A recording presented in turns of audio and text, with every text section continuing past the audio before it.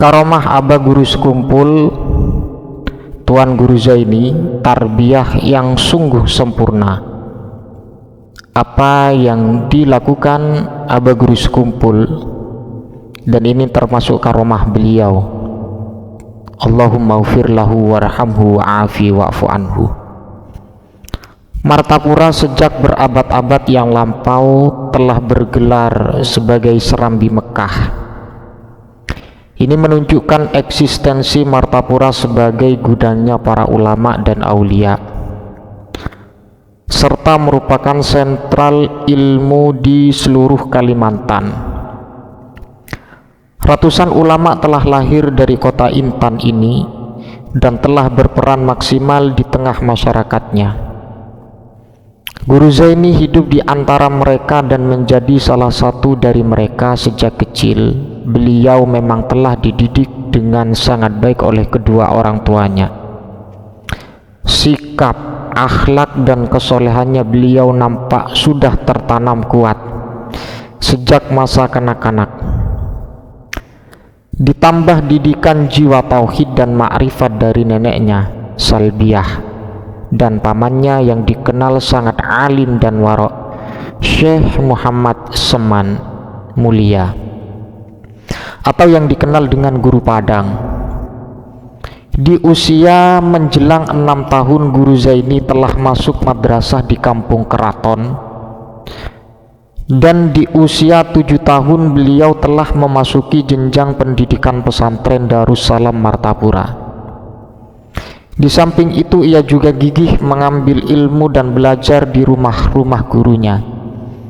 Kepada ulama besar, seorang mufassir muhaddis, Syekh Muhammad Sya'roni Arif, beliau belajar tafsir dan ilmu tafsir serta hadis dan ilmu hadis. Kepada Syekh Nasrun Tahir, seorang hafidz dan qori ini, Guru Zaini belajar qiraat dan ilmu Al-Quran lainnya.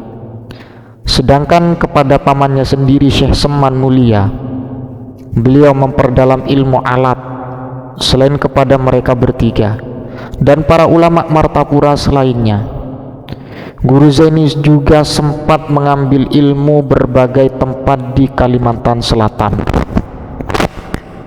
12 tahun di pondok pesantren Darussalam dan ditambah belajar kepada para ulama di rumah-rumah mereka, membuat Guru Zaini telah menjadi seorang yang penuh dengan ilmu dan amal. Namun sebagai orang murid yang hakiki, Guru Zaini tak pantas puas untuk terus mencari kedalaman mutiara ilmu ini.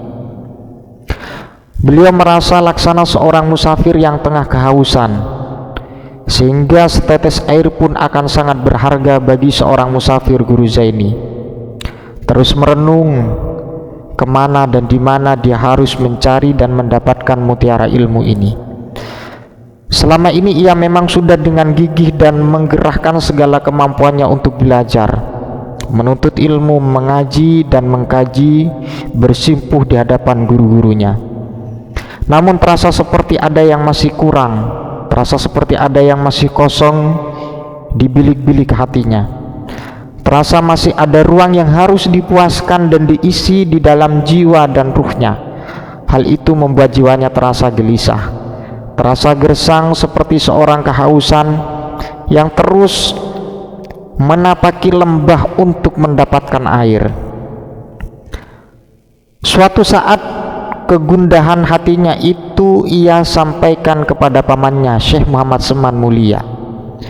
Guru Zaini menuturkan keinginannya yang kuat untuk mencari seorang guru pembimbing jiwa dan ruhnya, atau murabbi mursyid, yang meminta pendapat pamannya kemana harus mencari orang itu. Guru Seman hanya bisa menyarankan agar sama-sama menanyakan hal itu kepada Guru Bangil atau Syekh Muhammad Syarwani Abdan, salah satu dzurriyyat Datuk Kelampayan yang tinggal di Bangil, Jawa Timur. Di sekitar tahun 1965, keduanya pun berangkat menuju Bangil dan bertemu dengan Syekh Muhammad Syarwani Abdan. Syekh Syarwani memberikan gambaran bahwa seorang yang dimaksud yakni murabbi mursyid adalah manusia yang teramat langka di zaman ini. Namun langka bukan berarti tiada, karena Syekh yang bergelar Guru Bangil ini menjelaskan, sepengetahuan aku di Jawa ini hanya ada 2 orang yang ahli dalam bidang ini. Pertama Kiai Maksum Lasem, sudah meninggal, dan yang satu lagi Kiai Hamid Pasuruan masih hidup. Guru Zaini dan Syekh Muhammad Seman ditemani Syekh Syarwani sepakat untuk menghadap Kiai Hamid saat itu juga, tapi tidak ada pembicaraan apapun malam itu antara mereka bertiga dengan Kiai Hamid, meski boleh jadi di antara mereka bicara secara batin. Kesimpulannya, mereka dari Pasuruan ke Bangil, ternyata Syekh Syarwani bersedia untuk menjadi murabbi mursyid bagi Guru Zaini, dan Syekh Seman Mulia ditandai dengan angkatan Dang Sanak. Ketiga orang ini di sebuah makam seorang sayyid di Bangil. Mulai malam itu Guru Zaini menjalani suluk selama lebih kurang 20 hari 20 malam, dibimbing oleh Syekh Syarwani Abdan. Sebagai amaliyah dan aurat yang ia amalkan ketika itu, dan berbagai pengalaman rohani ia rasakan saat itu. Sepulangnya ke Martapura, Guru Zaini masih harus menjalani suluk berpuasa selama 40 hari. Disertai siyahah, yaitu berjalan ke hutan untuk mengangsihkan diri. Sesudah dianggap cukup dibimbing oleh Syekh Syarwani Abdan, maka tarbiyah selanjutnya diserahkan kepada Syekh Sayyid Muhammad Amin Qutbi, guru terkemuka dari Syekh Syarwani Abdan di kota Mekah. Dengan berbekal selembar foto dan selembar surat dari Syekh Syarwani, Guru Zaini menemui Sayyid Muhammad Amin Qutbi di Mekah Al-Mukarramah.